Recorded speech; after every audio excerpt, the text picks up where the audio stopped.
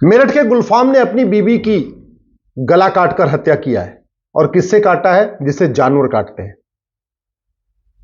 इस घटना पे मैंने वाई एनालिसिस किया तो पता चला कि मूल कारण है घटिया शिक्षा व्यवस्था और घटिया कानून व्यवस्था। मेरठ के गुलफाम की शादी हुई 2006 में मुजफ्फरनगर की मोसलिन से।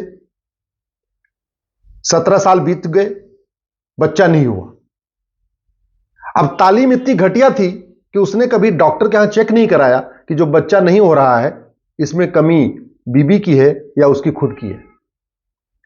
उसने ऐसे ही मान लिया कि अगर जो बच्चा नहीं हो रहा है तो इसका जो मूल कारण है वो समस्या जो है बीबी में है, यानी बीबी बाज है और उसको कोई दिक्कत नहीं है। फिर उसने क्या किया? वो बार बार बीबी से कह रहा था कि मुझे बच्चा चाहिए और बच्चे के लिए हमें दूसरा निकाह करना है। बीबी उसका विरोध कर रही थी कि नहीं, दूसरा निकाह नहीं करेंगे, हम नहीं करने देंगे, हम सौतन घर में नहीं आने देंगे।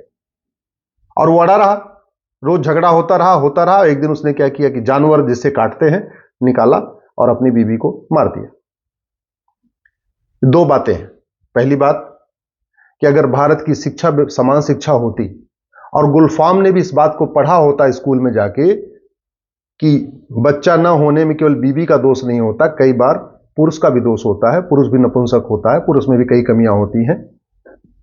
अगर उसने ऐसे स्कूल में पढ़ा होता कि बच्चा ना होना कोई लाइलाज समस्या नहीं है, इलाज कराने से, हॉस्पिटल में जाने से, योग करने से, प्राणायाम करने से नपुंसकता भी ठीक होती है, बाजपन भी ठीक होता है, तो शायद वो योग प्राणायाम करता, हॉस्पिटल में जाता और बच्चा भी हो जाता और अपनी बीवी को नहीं काटता।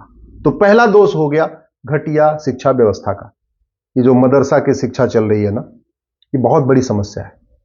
मदरसे में विज्ञान को पढ़ाया नहीं जाता, टेक्नोलॉजी को पढ़ाया नहीं जाता, विज्ञान कितना एडवांस हो चुका पढ़ाया नहीं जाता। मदरसों में चरक संहिता थोड़ी पढ़ाई जाती है, सुश्रुत संहिता थोड़ी पढ़ाई जाती है, योग प्राणायाम थोड़ी पढ़ाया जाता है, वाग्भट जी को थोड़ी पढ़ाया जाता है, सारंगधर माधवकर को थोड़ी पढ़ाया जाता है। वहां तो पढ़ाया नहीं जाता। वहां तो ये पढ़ाया जाता है भाई ठीक है, संतान हुआ तो भी ऊपर वाले का, नहीं हुआ तो भी ऊपर वाले का, यानी विज्ञान का कोई उसमें योगदान ही नहीं। अच्छा, दूसरा, वो बार बार दूसरा निकाह करने के लिए क्यों कह रहा था? बच्चा क्यों नहीं गोद ले लिया? क्योंकि इस्लाम में बच्चा गोद लेने को जायज नहीं माना गया, और अच्छा अगर बच्चा गोद भी ले लेंगे तो उसको अपनी पूरी प्रॉपर्टी नहीं दे पाएंगे।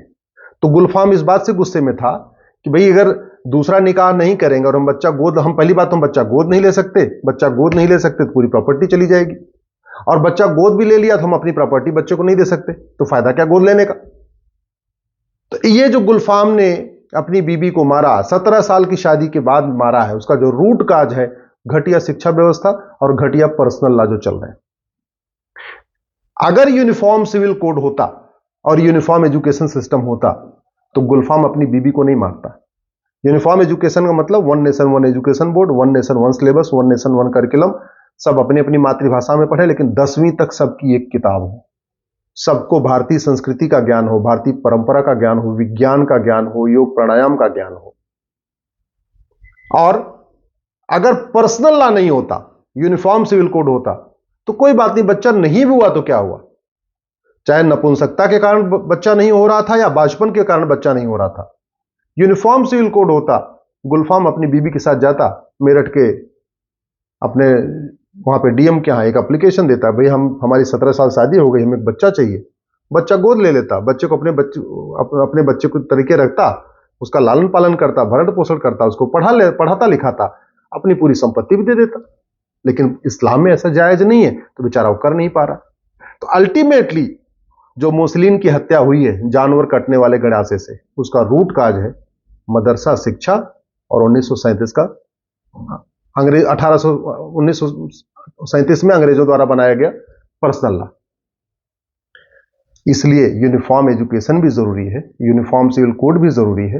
यूनिफॉर्म एजुकेशन आएगा, हमारे सभी भारत के नागरिक, सभी बच्चे, जब सबकी एक किताब होगी, आपस में भाईचारा भी बढ़ेगा, विज्ञान को भी समझेंगे, योग आयुर्वेद को भी समझेंगे, भारतीय परंपरा को भी जानेंगे, नारी तो नारायणी को भी समझेंगे, वसुधैव कुटुंबकम को अपनाएंगे, यत्र नारस्ति पूज्यते रमन्ते तत्र देवता को मानेंगे। यह होगा यूनिफॉर्म एजुकेशन का फायदा। और यूनिफॉर्म सिविल कोड का फायदा क्या होगा? शादी विवाह की उम्र सबकी समान हो जाएगी, गुजारा भत्ता सबको मिलेगा, भरण पोषण का अधिकार सबको मिलेगा, गोद लेने का अधिकार सबको मिलेगा, बच्चे गोद लिए हुए बच्चे को पूरी प्रॉपर्टी देने का अधिकार सबको मिलेगा, विरासत का एक समान अधिकार सबको होगा, वसीयत का एक समान अधिकार सबको होगा, माता पिता की देखभाल का अधिकार सबको होगा।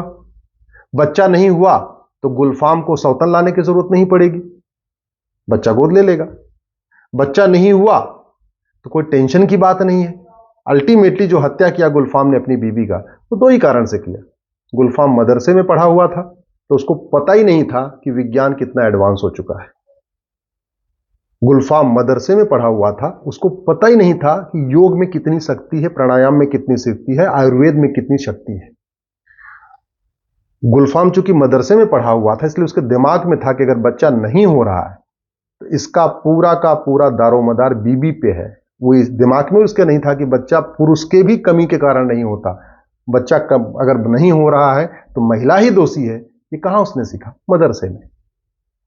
और दूसरा, वो गोद नहीं ले सकता है, बच्चे को अपनी अधिकार नहीं दे सकता, ये कहां सीखा? शरीयत एक्ट के कारण। इसलिए यूनिफॉर्म सिविल कोड बहुत जरूरी है।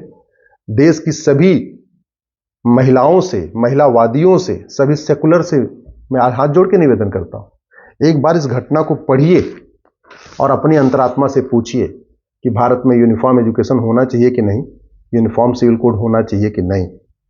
जब तक यूनिफॉर्म एजुकेशन नहीं होगा, यूनिफॉर्म सिविल कोड नहीं होगा, तब तक ऐसे गुलफाम अपनी बीवी को मारेगा, तब तक गुलफाम अपनी बीवी अपने घर में सौतन लाएगा, तब तक अगर बच्चा नहीं हुआ तो आपस में अशांति बनी रहेगी। बच्चा न होने पर अशांति तो पहले ही होती है, लेकिन उसमें जब सौतन आ जाती है तो अशांति और बढ़ जाती है। उसकी बीवी इसलिए रोक रही थी कि नहीं सौतन मत लाओ मत लाओ, लेकिन उसको चूंकि अपनी प्रॉपर्टी बचाना था, अपना वंश बढ़ाना था, अपने जनरेशन को आगे बढ़ाना था, वो इसलिए जिद कर रहा था कि नहीं हमें दूसरा निकाह करना है, हमें बच्चा पैदा करना है। ये बात वंश बढ़ाने के लिए अपना बच्चा जरूरी थोड़ी है, कितने लोग ले लेते हैं। लेकिन चूंकि गुलफाम मदरसे का पढ़ा हुआ था, गुलफाम ने नॉर्मल एजुकेशन नहीं लिया था, नतीजा यह था उसके दिमाग में ये बात नहीं आई। और दूसरा, शरीयत एक्ट के कारण गुलफाम ने कभी बच्चा गोद लेने के बारे में नहीं सोचा। मैं माननीय प्रधानमंत्री से निवेदन करता हूं, ऐसे लाखों केस हैं भारत में जिनका समाधान यूनिफॉर्म एजुकेशन और यूनिफॉर्म सिविल कोड से हो सकता है। यूनिफॉर्म सिविल कोड से केवल मुस्लिम बहन बेटियों को फायदा होगा, लेकिन यूनिफॉर्म एजुकेशन से तो पूरे देश को फायदा होगा, दलितों को फायदा होगा, पिछड़ों को फायदा होगा, अगड़ों को फायदा होगा, सभी गरीबों को फायदा होगा। जब मंत्री और संतरी के बच्चे की एक किताब होगी, क्लर्क और कलेक्टर के बच्चे की एक किताब होगी, ड्राइवर और मालिक के बच्चे की एक किताब होगी, जब कांस्टेबल और कप्तान के बच्चे की एक किताब होगी, तो आपस में भाईचारा बढ़ेगा। सब नर करें परस्पर प्रीति, चलें स्वधर्म निरस्वृत नीति। राम राज्य में लिखा हुआ है। राम के समय में सब प्रीति क्यों करते थे? क्योंकि उस समय कोई भेदभाव नहीं था, अलग अलग क्वालिटी के स्कूल नहीं थे कि 2000 रुपए में जहां स्कूल होगा वो अलग की किताब पढ़ाई जाएगी, 10,000 रुपए होगा जहां जिस स्कूल की फीस होगी उसकी अलग किताब पढ़ाई जाएगी। ऐसा सिस्टम नहीं था, समान शिक्षा थी। भगवान राम ने समान शिक्षा लागू किया था। ये हमारी परंपरा रही है। राम और निषाद राज एक साथ पढ़ते थे। आज की डेट में मंत्री और संतरी का बच्चा एक साथ नहीं पढ़ता। भगवान कृष्ण और सुदामा एक साथ पढ़ते थे। आज की डेट में गरीब और अमीर एक साथ नहीं पढ़ता।